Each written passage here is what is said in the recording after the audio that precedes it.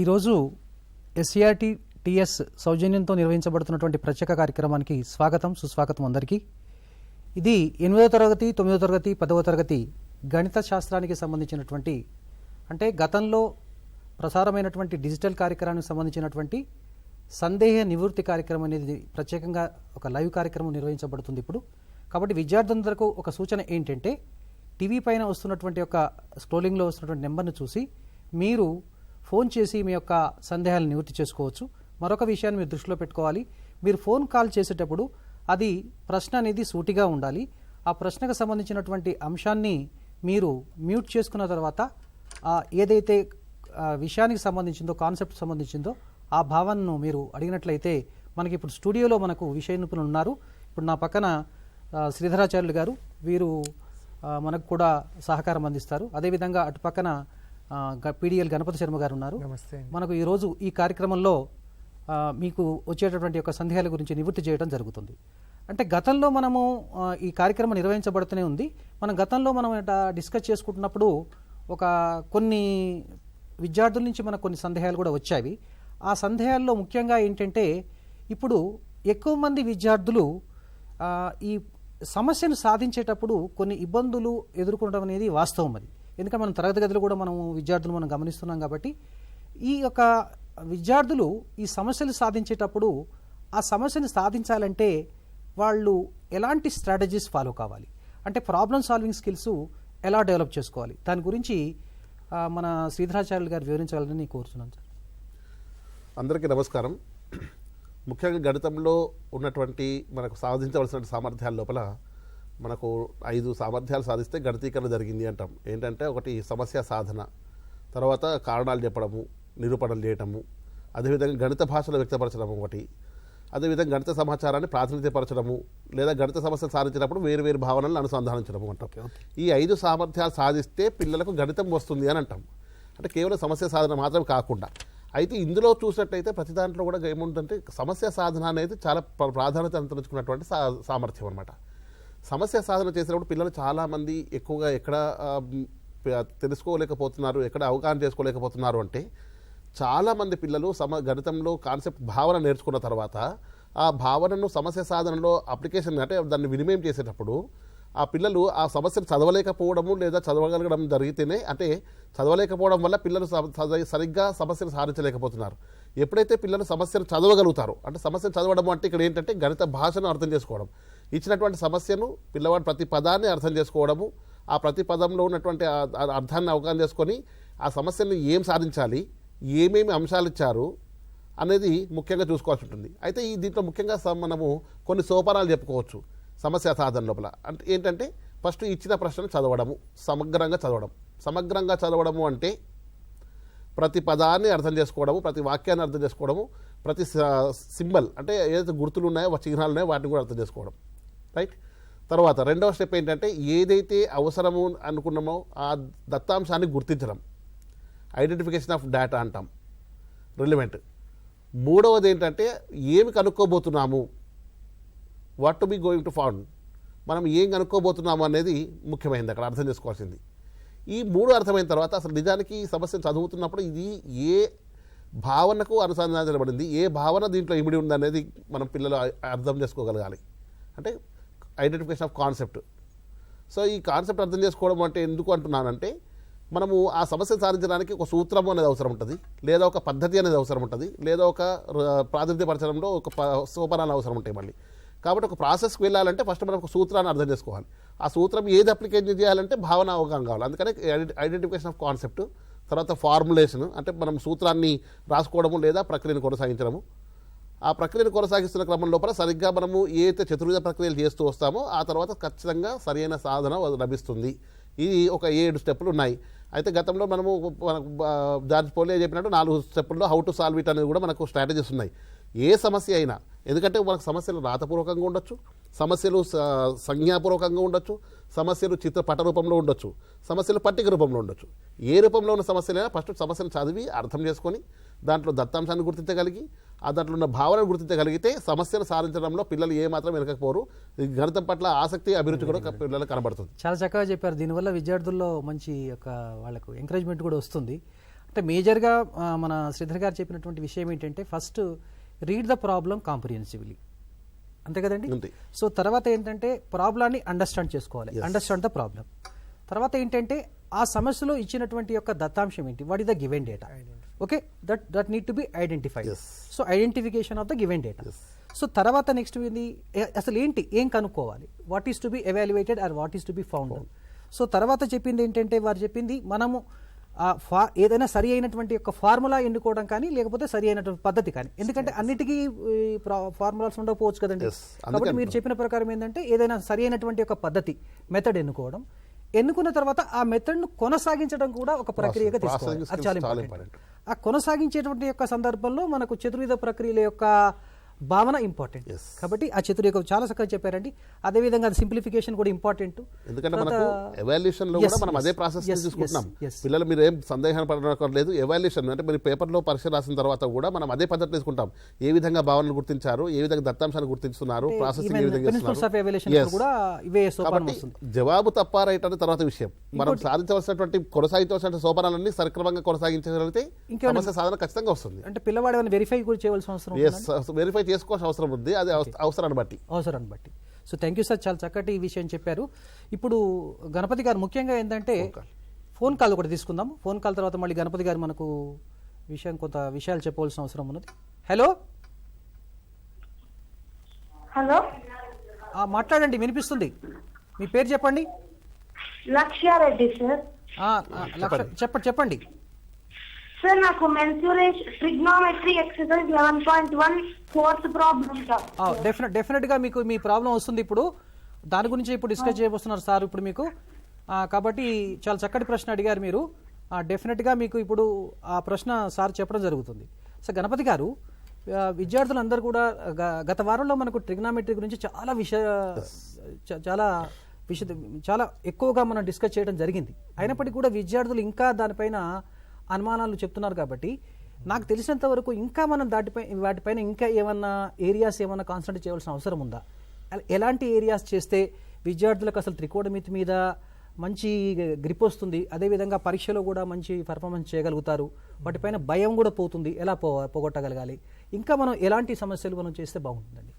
ఒకసారి దయచేసి పరీక్షలకు వివరించాల్సిందిగా కోరుతున్నాను. తప్పకుండానండి. అంటే ఈ ట్రిగ్నోమెట్రీ అన్నప్పటికీ జనరల్గా ఏమవుతుందంటే మనము ఈ ట్రిగ్నోమెట్రీలో ప్రధానంగా మనకి ఉన్న భావనలు ఏంటి అని తీసుకున్నట్లయితే ఫస్ట్ ఆ త్రికోణమితీయ నిష్పత్తుల్ని ఒక లంబకోణ త్రిభుజంలో గుర్తించి వాటిని రాసుకోగలగడం, దాని మీద ప్రశ్నలు ఉంటాయి. అదేవిధంగా రెండవది వాటి యొక్క విలువల ఆధారంగా వాటిని సమీకరణాల రూపంలో ఇచ్చినప్పుడు కనుక్కోవడం అనేది స్పెసిఫిక్ యాంగిల్స్. అంటే మనము కేవలము 0 degrees 30 degrees 45 60 90 వీటికి మాత్రమే విలువలు ఉంటాయి కాబట్టి కేవలము అంటే ఇక్కడ అల్ప కోణాలను మాత్రమే తీసుకుంటాము. అదేవిధంగా మనకి మూడవది ఏంటంటే సర్వ సమీకరణాలు ఉపయోగించి సమస్యల సాధన, identities trigonometric identities. We use trigonometric identities for solving the problems. ఈ వీటికి సంబంధించి రకరకాల సమస్యలు మనం చూస్తూ ఉంటాం. అయితే ఒక చిన్న విషయం అండి, ఇప్పుడు ఈ ట్రిగ్నోమెట్రిక్ ఐడెంటిటీస్ను అంటే ఒక సమస్య ఇచ్చినప్పుడు ఏ ఐడెంటిటీ ఎన్నుకోవాలి? ఇందాక చెప్పారు కదా సార్ చెప్పేటప్పుడు, మన శ్రీధరాచార్య గారు చెప్పారు మనం ఏ మెథడ్ అనేది. ఒక టెలిఫోన్ కాల్ తీసుకున్న తర్వాత మళ్ళీ మనం కొనసాగిద్దాము. హలో, మీరు టీవీని మ్యూట్ చేసుకొని దయచేసి టీవీని మ్యూట్ చేసుకోవాలండి. మాట్లాడండి, చెప్పండి. పై వాల్యూ చెప్పండి సార్. ఒక్కొక్కసారి ఒక్కొక్క వాల్యూ తీసుకుంటున్నాము, అసలు ఏ వాల్యూ తీసుకోవాలని ఇప్పుడు అదే చర్చ జరుగుతుందండి, అదే చర్చ చేస్తున్నాము. మంచి ప్రశ్న అడిగారు ఇన్ టైంలో మీరు. గణపతి గారు ఇప్పుడు కూడా అదే ప్రశ్న వచ్చింది మనకు. కాబట్టి ఇక్కడ ఇన్ని మనకు ఉన్నటువంటి యొక్క 3 ఐడెంటిటీస్ లో సర్వసమానతల్లో మరి ఏది సెలెక్ట్ చేసుకోవాలి? కాబట్టి దయచేసి మాకేంటంటే మా పరీక్షల గురించి ఉద్దేశించి మీరు కొన్ని ఉదాహరణలు తీసుకొని ఎక్స్ప్లెయిన్ చేస్తే బాగుంటుందని కోరుకుంటాను సార్. తప్పకుండానండి. ఇప్పుడు మనము ఉదాహరణకి మనం తీసుకున్నట్లయితే rationalizing the denominator, that model we can see in some questions. అంటే ఉదాహరణకి చూడండి, స్క్రీన్ మీద చూడండి, root of 1 + sin θ by 1 - sin θ ఈ రకంగా ఇవ్వడం జరుగుతుంది. దీన్ని సమ్ secant θ + tan θ అని చూపండి అంటాడు. Show that root of 1 plus sine theta by 1 minus sine theta is equal to second theta plus tan theta అని. ఇక్కడ ఏం చేస్తామంటే మనము లెఫ్ట్ హ్యాండ్ సైడ్ని చూజ్ చేసుకుంటాం. అంటే ఇక్కడ షో దట్ ప్రూవ్ దట్ ఉన్నప్పుడు దానికి మనకి యాక్చువల్గా 3 types of procedures we can follow. Left hand side తీసుకుని మనము రైట్ హ్యాండ్ సైడ్కి ప్రూవ్ చేయొచ్చు, లేదా రైట్ హ్యాండ్ సైడ్ తీసుకుని లెఫ్ట్ హ్యాండ్ సైడ్కి ప్రూవ్ చేయొచ్చు. కొన్నిసార్లు లెఫ్ట్ హ్యాండ్ సైడ్ని సింప్లిఫై చేసి ఒక స్టేజ్ దాకా తీసుకొస్తాము, రైట్ హ్యాండ్ సైడ్ని సింప్లిఫై చేసి ఈ రెండు ఈక్వల్ అని ప్రూవ్ చేస్తాము. అంటే we can follow 3 different strategies. ఇప్పుడు ఇక్కడ మనం లెఫ్ట్ హ్యాండ్ సైడ్ తీసుకున్నప్పుడు ఏం చేస్తామంటే ఈ డినామినేటర్లో ఉన్నటువంటిది 1 మైనస్ సైన్ థీటా కాబట్టి ఈ 1 ప్లస్ సైన్ థీటా తోటి రేషనలైజ్ చేస్తాం దాన్ని. అంటే 1 ప్లస్ సైన్ థీటా తోటి మల్టిప్లై చేస్తాం. ఇలా చేసుకున్నప్పుడు ఏం జరుగుతుంది చూడండి, న్యూమరేటర్లో 1 plus sine theta whole square వస్తుంది బై ఇక్కడ 1 minus sine theta into 1 plus sine theta అంటే a minus B into a plus B రూపంలోకి వస్తుంది కాబట్టి ఇది 1 మైనస్ సైన్ స్క్వేర్ థీటా అవుతుంది. అంటే ఈ రకంగా దాన్ని మనం ఇంకా సింప్లిఫై చేసుకున్నట్లయితే 1 ప్లస్ సైన్ థీటా బై ఇక్కడ 1 మైనస్ సైన్ స్క్వేర్ థీటా అంటే కాస్ స్క్వేర్ థీటా అవుతుంది, స్క్వేర్ రూట్ బయటకు వచ్చినప్పుడు కాస్ థీటా అవుతుంది. అంటే సింపుల్గా ఇది ఏమవుతుంది చూడండి, 1 by cos theta plus sine theta by cos theta అవుతుంది. సో 1 బై కాస్ అంటే second theta plus tan theta. ఈ రకంగా మనము ప్రూవ్ చేయడం జరుగుతుంది. అంటే ఇక్కడ మీరు చెప్పినట్టు ఏంటంటే 1 మైనస్ సైన్ స్క్వేర్ థీటా వచ్చింది కాబట్టి ఇక్కడ మనం sine square theta plus cos square theta is equal to 1 ఉపయోగించాలని తెలుస్తుంది. ఒక టెలిఫోన్ కాల్ తీసుకుందాం. హలో, చెప్పండి. ఇప్పుడు ట్రిగ్నోమెట్రీ అందుకోసమే మరొకసారి ట్రిగ్నోమెట్రీ డిస్కస్ చేస్తున్నాము. ట్రిగ్నోమెట్రీలో మాకు చెప్పండి చెప్పండి ఆ ప్రశ్నలో ఇప్పుడు మేము డిస్కస్ చేస్తున్నాము తప్పనిసరిగా. థ్యాంక్ యూ అండి. గణపతి గారు, ఇప్పుడు మీరు చెప్పినట్టు ఏంటంటే అక్కడ 1 మైనస్ సైన్ స్క్వేర్ థీటా వచ్చింది కాబట్టి sine square theta plus cos square theta is equal to 1 అనే సూత్రాన్ని ఉపయోగించేసి మీరు ఆ సైన్ స్క్వేర్ థీటా అటువైపు ట్రాన్స్పోర్ట్ చేయడం వల్ల 1 minus sine square theta is equal cos square theta రాశారు. అంతే. ఓకే, ఇప్పుడు శ్రీధర్ గారు, ఇప్పుడు ఇదే ప్రశ్నకు మార్కులు ఎట్లా అవార్డు చేస్తారండి? ఏ ప్రకారం అవార్డు? అయితే మనము ఈ సమస్యను చూసినప్పుడు మనకి ఇందులో ఏం కనబడుతుంది అంటే 1 plus sine theta by 1 minus sine theta అని కనబడుతుంది. మీరు చెప్పినటువంటి స్ట్రాటజీస్ దీంట్లో ఎట్లా ఉన్నాయి? మనకు ఇది రాతపూర్వకమైనటువంటి సమస్య కాదు, అంటే ఇది గణిత పరిభాషలో రాసినటువంటి ఒక సమస్య, త్రికోణమితి నిష్పత్తులతో. స్క్రీన్ పైన చూడండి సమస్యను. అది దీంట్లో ఉన్నటువంటి ముఖ్యమైన భావన ఏంటంటే మనము ఒక లెఫ్ట్ హ్యాండ్ సైడ్ నుంచి రైట్ హ్యాండ్ సైడ్కి మనం ప్రూవ్ చేయాలి. ఈక్వేషన్ లాగా ఉంది. మనం లెఫ్ట్ హ్యాండ్ సైడ్ అంటే ఎడమ చేతి వైపు ఉన్నటువంటి దత్తాంశాన్ని ఆధారంగా చేసుకొని కుడివైపు చేతి వైపు ఉన్నటువంటి ఫలితాన్ని మనం ప్రూవ్ చేయగలగాలి, నిరూపించగలగాలి. దానికోసం మనం ఏం చేసామంటే ఇక్కడ అకరణీయం చేయడం అనే ఒక భావనను మనము అనుసంధానించాం. ఇక్కడ అంటే అకరణీయం చేయడం అనే భావన మనం ఇక్కడ తీసుకున్నాం. అకరణీయం దేన్ని చేస్తాం మరి అంటే హారాన్ని అకరణీయం చేయడం ద్వారా ఈ సులభంగా మనము చేయవచ్చు అనేది పిల్లలకు అర్థం కావాలి. ఇక్కడ అది ఇది ఎప్పుడు అర్థమవుతుంది అంటే పిల్లలకు ఇంకో చిన్న దీనికి ఇంకొక చిన్న పద్ధతి చెప్తానండి. ఏంటంటే ఎడమ చేతి వైపు నుండి కుడి చేతి వైపు నిరూపణ ఒకవేళ పిల్లలకు సాధ్యం కావట్లేదు, పిల్లలకు ఐడియా రావట్లేదు, ప్రాక్టీస్ సమయంలో ప్రయత్నం సమయంలో కుడి చేతి వైపు ఉన్న దాన్ని మీరు సర్వ సమీకరణాలు ఉపయోగించి లేదా త్రికోణమితి నిష్పత్తులను భావనను ఉపయోగించి కుడి చేతి వైపు ఉన్న దాన్ని మీరు ట్రాన్స్ఫార్మ్ చేసే ప్రయత్నం చేయండి. ఇప్పుడు సీకెంట్ థీటా అన్నాము అంటే 1 బై కాస్ థీటా, టాన్ థీటాను sine theta by cos theta రాసుకుంటే మనకు ఏమొస్తుంది అక్కడ same 1 plus cos sine theta by cos theta అని మనకు అక్కడ వస్తుంది. అంటే కుడి చేతి వైపు నుండి ఎడమ చేతి వైపు కూడా తీసుకోవచ్చు. అలా అది ఎందుకు అంటున్నానంటే మనము త్రికోణమితి నిష్పత్తులను ఉపయోగించి మనము ఒకవైపు పరివర్తనలు చేసినప్పుడు అంటే ట్రాన్స్ఫార్మేషన్ చేసేటప్పుడు ఒక్కోసారి లెఫ్ట్ హ్యాండ్ సైడ్ నుంచి రైట్ హ్యాండ్ సైడ్ ప్రూవ్ చేయలేకపోతే పిల్లలు రైట్ హ్యాండ్ సైడ్ను దత్తాంశాన్ని తీసుకొని లెఫ్ట్ సైడ్ చూసుకొని దాన్ని పిల్లలు అవగాహన చేసుకోవాలంటే సమస్యల సాధించే క్రమం లోపల ఏమేమి గణిత భావనలు ఉపయోగిస్తున్నాం అనేది పిల్లలు సులభంగా అర్థం చేసుకోగలుగుతారు. ఇది ప్రాక్టీస్ చేసే సమయంలో మాత్రం. ఎందుకంటే దీంట్లో త్రికోణమితి నిష్పత్తులు ఉన్నది, త్రికోణమితీయ సర్వ సమీకరణాలు ఉపయోగించుకుంటాం అంటే ఐడెంటిటీస్ ఉపయోగించుకుంటున్నాము. ఈ రెండు ఉపయోగించుకొని మళ్ళీ మనము ఫలితాలు సాధించడానికి ప్రయత్నం చేస్తున్నాం. కాబట్టి దీంట్లో మనము స్ట్రాటజీస్ ఏంటంటే దత్తాంశాన్ని తీసుకుంటున్నాము, దత్తాంశం అవగాహన చేసుకున్నాము, దాన్ని అకరణీయం చేస్తున్నాము, ప్రాసెసింగ్లో పాటు మనం త్రికోణమితి నిష్పత్తులను వాడుకుంటున్నాము. అదేవిధంగా మనం ఫలితం సాధించడానికి త్రికోణమితి సర్వ సమీకరణాలు ఐడెంటిటీస్ వాడుకుంటున్నాము. ఆ తర్వాత సాధన చెప్పగలుగుతున్నాము. ఇది ఒకటే కాదు, ప్రతి సమస్యను ఈ విధంగానే పిల్లలు విభజించుకుంటే మనకు 2 మార్కుల ప్రశ్న కావచ్చు, 4 మార్కుల ప్రశ్న కావచ్చు. దత్తాంశము తెలుసుకొని ఏదైతే కొనుక్కోవాలో రాసుకుంటే ఒకటి వరకు ఒక 25% మార్క్స్. తర్వాత ఫార్ములా పద్ధతి ఎన్నుకొని లేదా ఫార్ములా రాయడం కానీ సబ్స్టిట్యూషన్ చేస్తే అక్కడ వరకు ఇంకో 25 మార్క్స్ కానీ, ప్రాసెస్ కొనసాగిస్తూ వెళ్తే ఇంకా అక్కడికి ఇంకో 25 మార్క్స్ కానీ, ఏదైనా భావనలు అనుసంధానిస్తూ సరైన కారణాలు చెప్తే అక్కడ 25 మార్క్స్ కానీ, ఈ విధంగా అవాయిడ్ మనం మార్కులు ఇస్తూ ఆ విధంగా 2 మార్కులు కానీ 4 మార్కులు కానీ విభజించుకుంటాం. అదే శ్రీధర్ గారు చెప్పినట్టు ఫోన్ కాల్ తీసుకుందాం ఒకటి. Hello good morning sir. Very good morning, చెప్పమ్మా. నేను 9th క్లాస్ నుంచి పాలినామియల్స్ చాప్టర్ నుంచి ఒక డౌట్ అడుగుతున్నాను. అడగమ్మా, పర్వాలేదు అడుగు, చెప్పమ్మా. A polynomial may be a multinomial, but every multinomial need not to be a polynomial. ఈ statement ని explain చేయగలరా? అమ్మా అర్థమైందమ్మా, Yes. అర్థమైంది. ఓకే, మళ్ళొక ఫోన్ కాల్ తీసుకుందాము. హలో హలో చెప్పండి, మీ డౌట్ ఏందండి? Hello sir. Sir I'm from Kamareddy district sir. Very good, చెప్పు నాన్న. Sir what is the meaning of the word sine sir?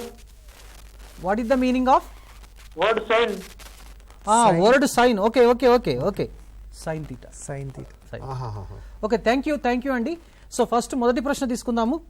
Sir Ganapati గారు, ఇప్పుడు అడిగినటువంటి డౌట్ ఏంటంటే every multinomial is a polynomial or every polynomial can be a multinomial? Yeah, యాక్చువల్గా ఇక్కడ ఏంటంటే polynomial అంటే ఏమంటే so the powers of the variable term which we are considering should be whole numbers అంటాము. అంటే మల్టీనామియల్లో నుండి ప్రత్యేకించి we are segregating some of the things. Specific feature ఏంటి అంటే ఆ వేరియబుల్ యొక్క పవర్ ఏదైతే ఉందో ఆ పవర్ హోల్ నెంబర్ అయి ఉండాలి. అంటే ఇక్కడ మీకు సింపుల్గా అర్థం కావడానికి ఏంటంటే మనకు క్విక్గా చెప్పాలంటే ఒక మల్టీనామియల్లో 1/x టర్మ్ ఎగ్జిస్ట్ కావచ్చు, వేరేస్ ఒక పాలినామియల్లోకి వచ్చినప్పటికి 1/x అనే టర్మ్ ఎగ్జిస్ట్ అవ్వదు. ఓకే, సో ఈ రకంగా అలాగే ఇప్పుడు √x ఉందనుకోండి, లేదా x⁻½ అనుకోవచ్చు. x⁻½ అనేది ఒక మల్టీనామియల్లో ఎగ్జిస్ట్ అవుతుంది, but it will not exist in polynomial. అంటే పాలినామియల్స్ లో ఓన్లీ హోల్ నెంబర్సే పవర్స్ ఉంటాయండి. అంటే ఇప్పుడు ఇలా అనొచ్చండి, so every multinomial may be a polynomial. సో యాక్చువల్గా ఏం చెప్తా అంటే every polynomial is a multinomial. Every polynomial is a multinomial, but every multinomial need not be a polynomial. Good, okay, thank you అండి, చాలా చక్కటి సలహా ఇచ్చారు. అట్లా అదే విధంగా ఇంకా మిగతాది కూడా కంటిన్యూ చేయండి. త్రికోణమితి మీదనే బాగా అడుగుతున్నారు పిల్లలు ప్రశ్నలు. ఇంకేమన్నా ఇప్పుడు ఇందాక మనము ఈ రేషనలైజేషన్ అనేటువంటి ఒక ప్రక్రియను చూసాము. అయితే మనం ప్రతిసారి రేషనలైజేషన్ చేయవలసినటువంటి అవసరం ఉండదండి. ఉదాహరణకి ఇందాకటి లెక్కనే నేను కొద్దిగా మారుస్తున్నాను, గమనించండి. ఇప్పుడు ఇందాక మనం తీసుకున్న స్క్రీన్ మీద చూడండి ఒకసారి, √1 + sin θ / 1 - sin θ ఇచ్చాము. ఇలాగిచ్చి ఇందాక దీన్ని secant θ + tan θ అని చూపండి అన్నాము. అలా అనుకుంటే దీన్ని ఏం చేస్తామంటే √1 - sin θ / 1 + sin θ అని ఇచ్చి దీన్ని సింప్లిఫై చేయండి అని కూడా అడగచ్చు. సింప్లిఫై ద గివెన్ ఎక్స్ప్రెషన్ అని. ఇక్కడ మనము ఏ భావన ఉపయోగించుకుంటే సులభంగా చేయగలుగుతామంటే, అంటే ఇక్కడ మళ్ళీ ఇందాక చెప్పుకున్నట్లుగా ఒక స్ట్రాటజీ ఏంటంటే ఈ మొదటి టర్మ్ తీసుకుని రేషనలైజ్ చేసి సింప్లిఫై చేసి పెట్టుకోవడం, మళ్ళీ సెకండ్ టర్మ్ తీసుకుని రేషనలైజ్ చేసి సింప్లిఫై చేయడం, అది ప్రొసీజర్గా లెంగ్తీ అవుతుంది. ఇక్కడ దీన్ని ఏం చేస్తారంటే √a/b అంటే √a/√b రూపంలో తీసుకుని మనము LCM తీసుకున్నట్లయితే దీన్ని సులభంగా చేయగలుగుతాము. ఇప్పుడు 1 - sin θ × 1 + sin θ అనేది LCM అవుతుందండి, అండర్ రూట్. అంటే √1 - sin² θ LCM అయిపోతుంది. ఇక్కడ అప్పుడు న్యూమరేటర్లో ఏమొస్తుంది చూడండి, 1 - sin θ అంటే 1 + sin θ హోల్² వస్తుంది. √1 + sin θ హోల్² ప్లస్ √1 - sin θ హోల్² అవుతుంది. ఇక్కడ మనం చూసినట్లయితే 1 - sin² θ అంటే cos² θ కాబట్టి cos θ డినామినేటర్ అయిపోతుంది. అంటే ఇక్కడ ప్రాబ్లమ్ ఇక్కడ 1 + sin θ ప్లస్ 1 - sin θ. అంటే మీరు చూసుకున్నట్లయితే 2/cos θ లేదా 2 secant θ అని అంటే ఇక్కడ మనం ఏ మెథడ్ ని మనం చూజ్ చేసుకోవాలి. ఇందాక మన శ్రీధర్ గారు స్టెప్స్ లో చెప్పినప్పుడు చెప్పింది ఇదే విషయానండి. అంటే ఈ స్ట్రాటజీ అనేది ప్రాబ్లమ్ ని బట్టి మనము అంటే it will come only after practicing so many problems. Practice అనేది plays a very crucial role. It plays a crucial role. కాబట్టి so many models అనేవి ప్రాక్టీస్ చేయాలి. ప్రాక్టీస్ చేస్తే దాని నుంచి ఒక మెథడ్ అనేది వస్తుంది. Yes sir. అదేవిధంగా సార్ ఇంకొక విషయము, ఇప్పుడు మనము ఇందాక బాబు ఒక ప్రశ్న అడిగాడు మళ్ళీ సైన్ తీటా. ఒక ఫోన్ కాల్ తీసుకుందాం మళ్ళీ, తర్వాత సైన్ గురించి కూడా చెప్పడం జరుగుతుంది. హలో హలో చెప్పండి. Sir, my name is Mandeep. I'm from Borpal. చెప్పమ్మా, మాట్లాడమ్మా. I have a doubt from BODMAS. 7/2/3 7/2/3 of of 168 plus 3/1/4 of 612 612 okay is equal to is equal to 3/3/4. Repeat once again. 3/3/4 okay 3/3/4 of question mark is equal plus 2/1/2 of 8 plus 2. 8 plus 2. 8 plus 2. Yes, sir. Okay, thank you. ఏ class చదువుతున్నామండి మీరు? 8th class. You are from 8th class. Very good question. Okay that will be discussed definitely. Okay, మరొక phone call తీసుకుందాము. Hello hello, చెప్పండి. నా పేరు మమత. 8th class doubt ఉంది. చెప్పమ్మా, చెప్పు. ఎస్టిమేషన్ మెథడ్ ఒకసారి ఎక్స్ప్లెయిన్ చేస్తారా? ఎస్టిమేషన్ మెథడ్ అంటే ఎస్టిమేషన్ మెథడ్ దేంట్లోనమ్మా? Cube root. Yes, estimated method for evaluating square root and cube roots. Okay sir, దీనికంటే ముందు ఒక చర్చ ఇంకా కంటిన్యూ చేద్దాం సార్. యాక్చువల్ ట్రిగోనోమెట్రీ తర్వాత ఈ రెండు కంటిన్యూ చేద్దాము. అయితే ఇప్పుడు మేజర్గా ఈ ప్రాబ్లం తర్వాత ఇప్పుడు ఒక రేషియోను ఇంకొక నిష్పత్తిలో ఎక్స్ప్రెస్ చేయమని కూడా ప్రశ్నలు వచ్చే అవకాశం ఉంటాయి. కాబట్టి how to express one trigonometric ratio in terms of other trigonometric ratios? ఇప్పుడు జనరల్గా ఏంటంటే ఈ క్వశ్చన్స్ కంపల్సరీగా ఉంటాయండి. అంటే ఎలాగంటే express sine theta in terms of tan theta అన్నాడు అనుకోండి సపోజ్. అంటే మనం ఇక్కడ ఈ సైన్ తీటాకి ట్యాన్ తీటాకి రిలేషను మనం సెర్చ్ చేయాల్సి ఉంటుంది. ఇప్పుడు ఫర్ ఎగ్జాంపుల్ చూడండి ఇక్కడ స్క్రీన్ మీద express sine theta in terms of tan theta ఇలా ఇస్తాడండి. అంటే ఇప్పుడు మనము సైన్ తీటాని ట్యాన్ తీటా పదాల్లో వ్యక్తపరచాలి. ట్యాన్ తీటా పదాల్లో వ్యక్తపరచాలి అంటే ఏ రకంగా మనం దాన్ని మార్చగలుగుతాము అనేది కావాలి. ఎస్, అంటే ఇక్కడ మనం ఫస్ట్ ఏ ఐడెంటిటీని తీసుకోవాలి అనేది మొట్టమొదటి వచ్చేటువంటి క్వశ్చన్. అంటే మనం ఏం చేస్తాం అనమాట, ఈ tan square theta second square theta వీటికి ఉన్న రిలేషన్ తీసుకుంటాం. First second square theta minus tan square theta is equal to 1 కదా. ఓకే, మళ్ళీ ఇక్కడ మనకు ఐడెంటిటీ వస్తుంది. ఇక్కడ మనం మళ్ళీ ఒక ఐడెంటిటీ వాడుతున్నాం. Yes, okay. రైట్. అంటే ఇప్పుడు secant square theta is equal to 1 plus tan square theta అవుతుంది. దాని నుంచి మనము కాస్ తీటా కన్వర్ట్ చేసుకుంటాము. అప్పుడు సైన్ కి కాస్ కి రిలేషన్ ఉంది కాబట్టి sign square theta plus cos square theta is equal to 1 అనేటువంటి దాని నుంచి కూడా తీసుకోవచ్చు. అంటే మనము ఫస్ట్ ఏంటంటే మన మైండ్ లో ఒక స్ట్రాటజీ, అంటే ఇక్కడ మనం 2 ఐడెంటిటీస్ వాడుకుంటున్నాం. ఇక్కడ గమనించినట్లయితే sine square theta plus cos square theta is equal to 1. Yes, కాబట్టి ఇక్కడ ఏం చేస్తామంటే సైన్ స్క్వేర్ తీటాని in terms of cos square theta express చేస్తాము. రైట్. చేసిన తర్వాత ఆ కాస్ స్క్వేర్ ని మళ్ళీ సీకెంట్ లోకి మార్చాలి. 1/1 secant square. 1/secant square. అప్పుడు ఏమవుతుందంటే we get the relation between secant and tan వాడుకోవాలి. అంటే రెండు ఐడెంటిటీస్ ని వాడుకోవాల్సి ఉంటుంది. tan theta by sec theta sin theta is equal to right root of 1 plus tan square theta. Okay, అట్లా ఈ రకంగా మనం Good ఏంటంటే idea. Yes, ఈ రకంగా మనము ఒక అంటే ఏ ట్రిగ్నోమెట్రిక్ ఐడెంటిటీస్ ని వాడుకున్నట్లయితే మనము దీన్ని కన్వర్ట్ చేసుకోవచ్చు. అంటే ఆ రెండింటికి మధ్య ఉండే ఈ సంబంధాన్ని, relation చూడాలి. దాని రిలేషన్ ని ఎస్టాబ్లిష్ Right time లో చేసుకోవడం చూడగలగాలి. ఇంపార్టెంట్. Yes, yes. అది important. Okay, thank you sir. ఒకటి శ్రీధర్ గారు, ఈ బాడ్ మాస్ గురించి అసలు ఇప్పుడు యాక్చువల్గా ఏంటంటే మనం ఇందాక మీరు డిస్కస్ చేశారు, డివిజన్, సబ్స్ట్రాక్షన్, మల్టిప్లికేషన్, అడిషన్స్ ఉన్నాయి కదండి. ఇప్పుడు ఆర్డర్గా ఇప్పుడు బాబు అడిగిన ప్రశ్నలో కూడా అదే ఉంది. అంటే ఆ స్థూలంగా ఆ ప్రశ్న చేయడం కంటే కూడా అసలు బాడ్ మాస్ ఎట్లా జనరల్గా మనకు బాడ్ మాస్ అంటే మనం రాస్తాం BODMAS అని రాస్తాం. అవునండి, బాడ్ మాస్ అంటే ఆ క్రమంలో ఏవైతే మనకు గణిత భాషలో ఇచ్చినటువంటి ఒక సమస్యను, అంకగణిత సమస్యను కానీ దేని కానీ మనము ఈ అనేక గుర్తులు ఉన్నప్పుడు, అంటే అనేక సందర్భాల్లో ప్లస్ మైనస్ ఇంటూ డివిజన్ ఇలా ఉన్నప్పుడు మనం ముందు ఏ ప్రక్రియ స్టార్ట్ చేసుకోవాలి. ఎందుకంటే ఎప్పుడు కూడా ఫస్ట్ మనము బ్రాకెట్స్ అంటే బి అంటే మనము బ్రాకెట్స్ రివీల్ చేసుకోవడం చేస్తాము. ఈ ఆపరేషన్స్ అయితే మనం ఓ అంటున్నాము, తర్వాత మనం డివిజన్ అంటున్నాము. ఆపరేషన్స్ తీసుకున్న తర్వాత మనం ఆఫర్ని తర్వాత డివిజన్ తీసుకుంటున్నాము, అంటే డివిజన్ చేయడము. తర్వాత వచ్చేసి మల్టిప్లికేషన్ చేయడము, అంటే గుణకారము. మల్టిప్లికేషన్ చేసిన తర్వాత వచ్చిన వాటికి ఆ ఫలితానికి మనం అడిషన్స్ చేయడము. ఆ తర్వాత సబ్ట్రాక్షన్ ఉంటే అంటే ఈ ఆర్డర్ ఆర్డర్ ఆఫ్ సాల్వింగ్ అనమాట. ఇది ప్రొసీజర్ భాగంగా ఎక్కువ ప్రక్రియలు చేసే సందర్భాల్లో ఆర్డర్ ఆఫ్ ప్రాసెస్ అనమాట. ఈ విధంగా చేయడం అనేది మనం బాడ్మాస్ రూల్లో ఉపయోగించుకుంటాం. అదేవిధంగా ఇంకొక ప్రశ్న కూడా పిల్లవాడు అడిగింది ఏంటంటే, ఒక పిల్లవాడు సైన్ యొక్క వర్డ్ అంటే అర్థం ఏంటి అని అడిగాడు. సో సైన్ యొక్క వర్డ్ కి అర్థం ఏంటంటే, మనం త్రికోణమితిలో చూసినప్పుడు ఒక చెట్టు యొక్క ఎత్తు చూసినా కానీ లేదా ఒక భవనం యొక్క ఎత్తు చూసినప్పుడు మనము పరిశీలకుడు స్థానంలో ఉన్నప్పుడు, అంటే అబ్జర్వర్స్ ప్లేస్ లో ఉన్నప్పుడు మనం చూస్తున్నప్పుడు ఏ విధంగా ఉంటుందంటే మన యాంగిల్ మారుతుంటుంది. సో యాంగిల్స్ మారడం అంటే అర్థం ఏంటంటే అది ఒక మన యొక్క చూపు వృత్తాకారం మార్గంలో తిరుగుతుంటుంది.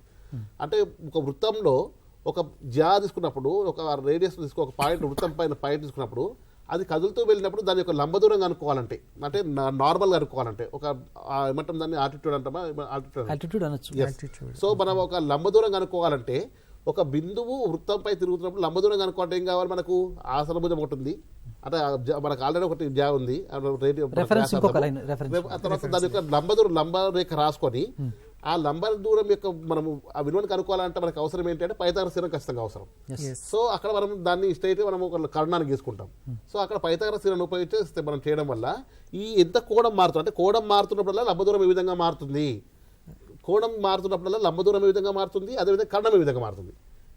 లంబ దూరానికి కర్ణానికి మధ్య మనం వేరియేషన్ అనేది స్థిరంగా ఉంటుంది. అక్కడ దాన్ని అప్పుడు మనము దాన్ని అక్కడ ఏం చేసామంటే సైన్ గా తీసుకున్నాం అనమాట. సైన్ రేషియోగా తీసుకుంటాం, నిష్పత్తిని సైన్ థీటాగా తీసుకోవడం. అదే విధంగా ఆసనభుజానికి కర్ణానికి మధ్య ఉన్నటువంటి ఏ సంబంధం ఉందో దాన్ని కొసైన్ తీసుకుంటాం. Thank you sir. సో లంబ దూరానికి దానికి ఆసనభుజానికి టాన్ థీటా తీసుకుంటాం. మరొక ఫోన్ కాల్ తీసుకొని మళ్ళీ కంటిన్యూ చేద్దాం sir. Hello sir, good morning sir. Very good morning.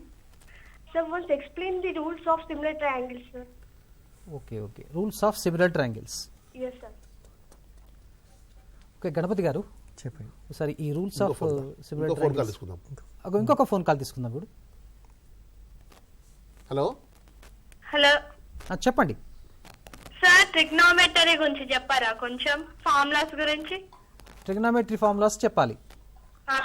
ఒకసారి బ్రీఫ్గా ట్రిగ్నోమెట్రీ ఫార్ములాస్ అని కూడా రివైజ్ చేస్తారండి తప్పనిసరిగా. థ్యాంక్ యూ అండి. Okay, similar triangles. సో మొట్టమొదట మనకి సిమిలర్ ఫిగర్స్ అనగానే ఏంటంటే, మోర్ బ్రాడర్ వేలో మాట్లాడుకోవాలంటే geometrical figures with same shape but different size. Geometrical figures with same shape but different size are termed as similar figures. అదే similar polygons దగ్గరకు వచ్చినప్పటికి ఏం చెప్తామంటే, ఇక్కడ మనం రెండు పదాలు గమనించవచ్చు, షేపు, సైజు. మనం రెండు మాట్లాడుతున్నాము. జనరల్గా ఏంటంటే మనము గమనించినట్టయితే ఈ పాలిగాన్స్లో వాటిలోకి వచ్చినప్పటికీ షేప్ అనేది it is decided by angles and size is decided by the lengths of the sides. ఇది క్రూషియల్గా మనం అర్థం చేసుకోవాల్సినటువంటిది. అయితే షేప్ ఎప్పుడు మారుతుంది అంటే, యాంగిల్ మారినప్పుడు షేప్ మారుతుంది. సైజ్ ఎప్పుడు మారుతుంది అంటే, లెంగ్త్ ఆఫ్ ద సైడ్ మారినప్పుడు సైజ్ చేంజ్ అవుతుంది. సో ఇక్కడ మనం ఏం చెప్తున్నాం అంటే, shape must be the same అంటాం. ఇప్పుడు మనం when we are comparing two geometrical figures, అంటే పాలిగాన్స్లోకి వచ్చినప్పుడు ఏంటంటే, two polygons are said to be similar if their corresponding angles are equal. అంటే మన జనరల్ డెఫినేషన్ లో ఏం చెప్తున్నాము, shape must be the same అంటాము. ఆ shape must be the same అన్నదాన్ని ఇక్కడ మనం ఏం చెప్తున్నాం అనమాట, corresponding angles must be equal అంటున్నాం. అంటే అక్కడ ఇక్కడ మనం ఉండే బేసిక్ ఐడియా ఒకటే, దానికి రిలేట్ చేసేది ఇది కాబట్టి ఇక్కడ ఇది ఈక్వల్ ఉండాలన్నాం. ఇంకా సైజ్ అంటే సైడ్ ఎప్పుడు ఒకటే ఫిక్స్డ్ గా ఉన్న అవసరం లేదు కదా. అందుకని ఏం చెప్తున్నాం అంటే, sides must be in proportion, అంటే ఆ రేషియో మెయింటైన్ చేస్తే చాలు. సైడ్స్ వచ్చినప్పటికీ ప్రపోర్షన్, అంటే వాట్ ఈస్ ప్రపోర్షన్? ప్రపోర్షన్ అంటే equality of ratios. So whatever the sides you are considering, the ratios must be same అంటున్నాం. ఈ రెండు కండిషన్స్ మనం పాలిగాన్స్ కి చెప్తాము. ఈవెన్ ట్రయాంగిల్స్ దగ్గరకు వచ్చినప్పుడు కూడా a triangle is also a polygon. అయితే ఇక్కడ సిమిలర్ ట్రయాంగిల్ అని మనం ఎందుకు ప్రత్యేకంగా చెప్తున్నాం అనేది ఇంకో క్వశ్చన్ వచ్చేది. జనరల్ గా ఏమవుతుందంటే, మనకు పాలిగాన్స్ కి వచ్చినప్పటికీ ఆ టూ కండిషన్స్ కంపల్సరీగా సాటిస్ఫై చేయాలి. అయితే ట్రయాంగిల్స్కి వచ్చినప్పటికీ no need of both the conditions. మళ్ళీ ఇక్కడ గమ్మత్తు చూడండి, no need of both the conditions, any one condition is sufficient అంటున్నాం. ఇక్కడ మరి దానికి ఆ ప్రత్యేకత ఎక్కడి నుంచి వచ్చింది అంటే, again it is because of basic proportionality theorem. A beautiful theorem, అదే బేసిక్ ప్రపోర్షనాలిటీ థీరం లేదా థేల్స్ థీరం అంటాం దాన్ని. ఈ థేల్స్ థీరం ను యూజ్ చేసుకున్నప్పుడు ఏం చేస్తామంటే, మనము కరస్పాండింగ్ యాంగిల్స్ ఈక్వల్ అయితే కనుక కరస్పాండింగ్ సైడ్స్ ప్రపోర్షనల్ అని ప్రూవ్ చేయగలుగుతాం మనం. దాన్నే మనము ఏఏఏ క్రైటీరియన్ ఫర్ సిమిలారిటీ అంటాము. తర్వాత దాన్నే మనము 3 ఏలు అక్కర్లేదు, సమ్ ఆఫ్ యాంగిల్స్ 180 కాబట్టి ఏఏ సరిపోతుంది అని చెప్తాం. అది కొరాలరీ కింద తీసుకుంటాం. రెండోది ఏంటంటే కరస్పాండింగ్ సైడ్స్ ప్రపోర్షన్ అయితే కరస్పాండింగ్ యాంగిల్స్ ఈక్వల్ అవుతాయని ప్రూవ్ చేయొచ్చు. దాన్ని మనము ఎస్ఎస్ఎస్ క్రైటీరియన్ ఫర్ సిమిలారిటీ అంటే ఈ క్రైటీరియన్స్ కూడా చూడండి మనం అక్కడ ఏం మాట్లాడుతున్నామో దీనికి రిలేట్ అయ్యి ఉన్నవి అవి. అంటే ఇక్కడ 2 క్రైటీరియన్ అందులోంచి వచ్చేయండి. అంటే ఇప్పుడు ఏంటనమాట ఆ 2 కండిషన్స్ అవసరం లేదు ట్రయాంగిల్స్ వచ్చినప్పటికీ 1 condition implies the other. First condition implies the second condition implies the first. దాని నుంచి మనకి 2 క్రైటీరియన్ వచ్చేయండి. ఒకటి ఏఏఏ క్రైటీరియన్ ఫర్ సిమిలారిటీ, రెండోది ఎస్ఎస్ఎస్ క్రైటీరియన్ ఫర్ సిమిలారిటీ. ఇది కాకుండా అదనంగా ఉన్నది ఏంటంటే ఎస్ఏఎస్ క్రైటీరియన్ ఫర్ సిమిలారిటీ ఒకటి, only for right angle triangles RHS criterion for similarity ఒకటి మనం మాట్లాడుకుంటాం. సో ఈ రకంగా మనకి 4 క్రైటీరియన్ చక్కటి ఇన్ఫర్మేషన్ ఇచ్చారు. థ్యాంక్ యూ అండి. అందరికీ మరొకసారి నమస్కారం, సెలవు. ధన్యవాదాలు.